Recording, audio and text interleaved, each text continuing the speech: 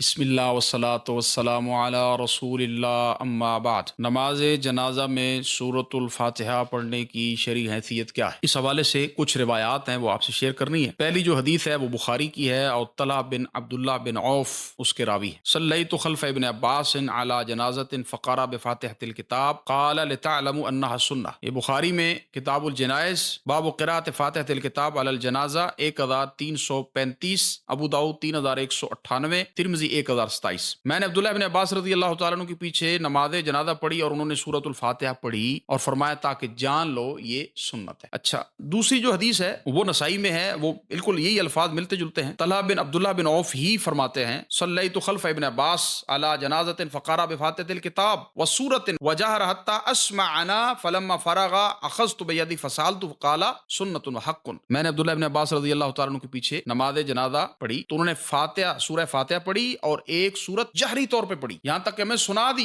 جب فارغ ہوئے تو میں نے ہاتھ پکڑا تو انہوں نے کہا یہ سنت بھی ہے، حق بھی ہے۔ یہ حدیث جو ہے یہ امام شافعی رحمہ اللہ کی کتاب الام میں ہے، جلد 1 صفحہ 270، سنن الکبریٰ بہقی میں ہے جلد 4 صفحہ 39، مستدرک حاکم جلد 1 صفحہ 358۔ تو یہاں بھی سنت اور حق کا لفظ بولا گیا، اور یہ بھی معلوم ہوا کہ جنازہ انہوں نے اونچی آواز سے پڑھا تھا، تبھی جو ہے وہ انہوں نے پیچھے سنا۔ اچھا، ایک مسلمہ قاعدہ ہے کہ جب صحابی یہ الفاظ کہتا ہے نا کسی حدیث میں کہ یہ سنت ہے، تو ان سنت سے مراد اللہ کے رسول صلی اللہ علیہ وآلہ وسلم کا طریقہ ہے۔ تو یہ جو قاعدہ ہے، یہ اصولی بحث ہے، یہ آپ درج ذیل کتابوں میں دیکھ سکتے ہیں۔ عمدۃ القاری جلد 8 صفحہ 140، جوہر النقی جلد 1 صفحہ 303، المجموع جلد 5 صفحہ 232، یہ قاعدہ آپ ان کتابوں میں دیکھ سکتے ہیں۔ سیدنا ابو ماما بن سہیل بن حنیف رضی اللہ عنہ فرماتے ہیں السنہ فی الصلاۃ علی الجنازہ یکبر ثم یقرأ بام القرآن ثم یصلی علی النبی صلی اللہ علیہ وسلم ثم یخلص الدعاء للمیت ولا یقرأ الا فی تکبیرۃ الاولی ثم یسلم فی نفسہ علی عن یمینہ۔ تو نماز جنازہ میں سنت طریقہ یہ ہے کہ پہلی تکبیر کہیں، پھر سورہ فاتحہ پڑھیں، پھر دوسری کے بعد آپ صلی اللہ علیہ وآلہ وسلم پہ درود پڑھیں،